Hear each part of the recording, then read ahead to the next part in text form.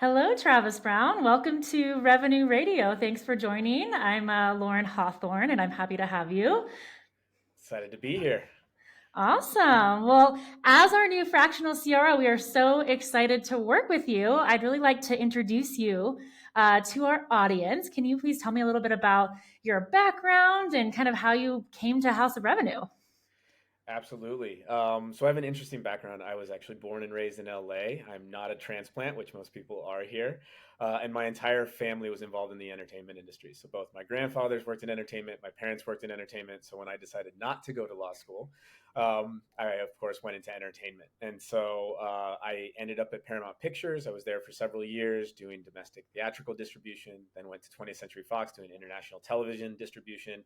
And then I decided to go back to school and I got my MBA from USC, the University of Southern California, and was recruited by AT&T into their leadership development program, the LDP program. So I spent about 4 years at AT&T doing different rotations in leadership and management roles, everything from running a call center to running a crew of fiber splicers who were hooking up fiber for AT&T Uverse. And then I ended up at AT&T Interactive. This was an arm of AT&T that ran yellowpages.com or yp.com, which was grown into about a $5 billion industry when it was sold off. But for me, I got the opportunity to work with startups at that time.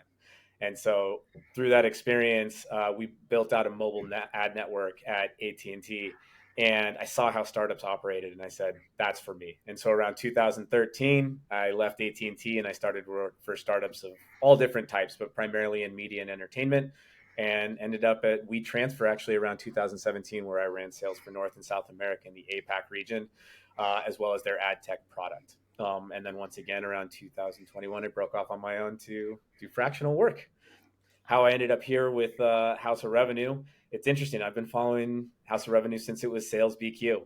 That's so I funny. actually heard from one of the founders, yeah, several years ago on a podcast, very interested in the work that was being done and continue to follow them. And then through a Slack group that I was in, an opportunity presented itself and I had to reach out. And I was fortunate enough to meet both you and Kristen, and you guys brought me on board. So that's how I got here today, and just very excited to be a part of this amazing team. Awesome. Well, House of Revenue is in Denver, so we definitely understand the transplant thing. It's all transplants here as well. One of those destination cities, I guess. And I'm like you. I started out in larger corporations, really big public companies. Um, had an opportunity to go into a startup company and just loved being part of a smaller team, being able to make big change quickly. I kind of found my niche in that kind of area as well. 3 million to 30 million around and growing. There's so much opportunity there, and that you can do that so quickly. So that's awesome. So you had mentioned that you've been in media and entertainment, tech and technology, maybe some software. Can you tell me, what do you see? It's December 2023 now. What do you see for trends in these industries, and what challenges are we going to run into when it comes to scaling revenue? In 2024, maybe just on the sales and marketing side, all of the revenue engine? Yeah, it's a great question. I 2023 was the year of AI, in my opinion. It was a very interesting year from a macroeconomic standpoint. I think companies had a really difficult time. Some adjusted, some didn't. But revenue was challenging over the past year. We kept talking about a recession. There were a lot of different challenges, I think, facing businesses. The reason I brought up it being the year of AI as well is I see 2024 being a complete shift in the way that sales actually functions. Lead generation has become significantly more complex than it's ever been before. Both inbound and outbound is tougher.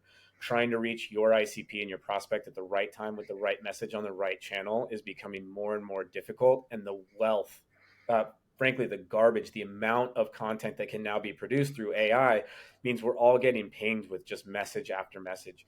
When it's done properly, it's great. And when it resonates and you touch on a pain point that really speaks to your audience, it's fantastic. But there's a lot more noise than there's ever been. And so to filter through that, I think that's going to be one of the biggest challenges for businesses in 2024 is how to get their go to market right. Absolutely. I 100% agree with you. And, as a CMO, a fractional CMO, one of my favorite things about the job is how much it changes all the time. However, that's a challenge if you're not keeping up with it. Traditional marketing tactics that I used a year and a half, 2 years ago don't work anymore. It's shocking. And especially with AI and all of the automation that we can have behind it now, it's become way less custom. It's just so much noise. And I'm sure, all the CEOs are getting, I'm getting 20 emails a day, 20 LinkedIn messages a day that are just cookie cutter. I filter out the quick question emails that I get now so I don't even get those anymore because it was just so many of them. So I think, in 2024, companies are going to have to get really creative in how they reach their audience because their audience is being reached 24/7. And so again, that's one of my favorite things about this job. I think when it comes to the SaaS technology media world, there's going to be a lot of modernization to marketing tools as well, especially, and that's kind of the good side of AI, is that we're going to be able to do a lot more and have a bigger capacity for technology and the use of it. And so just keeping on top of that and learning it. Absolutely. But you take into account as well Google and Yahoo and the changes they're going to be making to Gmail and the amount of emails. I think it's 0.3% rejection rate or whatever, and you're deemed spam. It's the spam or the spray and pray techniques won't work, which I Yep. think is actually a good thing. Those that do what we do, right, that are really targeted and strategic about our outreach, I think will rise to the top. But it is going to be an interesting area to see how all of this comes together. I am sensing a change, but you and I speak to a lot of CEOs, and we're hearing the same challenges. The channels that they used to use don't work anymore. Their messaging isn't resonating in the same way. They have to step up their game, and it's one of the things that I think we can help with.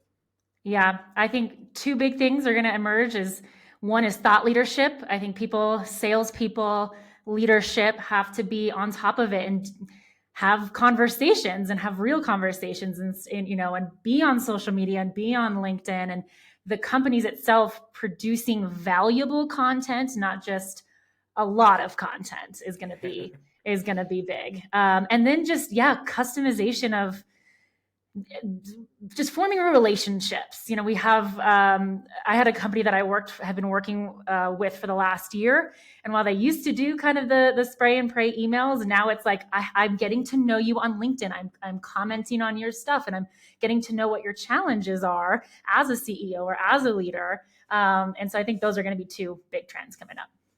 Absolutely. And I've always believed that in sales, that it's always been service based like that, about forming a relationship with your customer, whether that's direct to consumer or enterprise. To me, it doesn't matter. It's about understanding their pain and deeply getting to understand how you can solve their problem. And I've always operated that way. I think we're seeing a shift towards that kind of value based selling, which is great. But that being said, it is going to be a big shift for a lot of companies who have done it in a much more traditional way in the past. And they're going to have, I don't know if it's a wake up call, but they're going to have some challenges that they're going to have to overcome to reach that customer. Yeah, something we always say at House of Revenue is speak to your customer at least every year.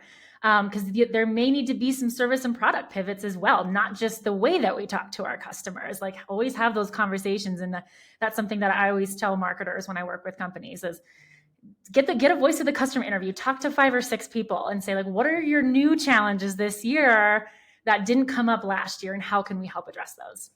Yep, that's a great point. And you said it yourself too, that things are constantly evolving. So even in the year time that you've spoken to that customer, things can change and you can be the solution that they need. So staying in constant contact is a really good technique. Absolutely. Well, thank you so much, Travis, for joining me. I just wanted to introduce you to the world, and we are so excited to be working with you. And thanks so much for chatting with me today. It was my pleasure. Thank you for having me, and so excited to be working with you as well.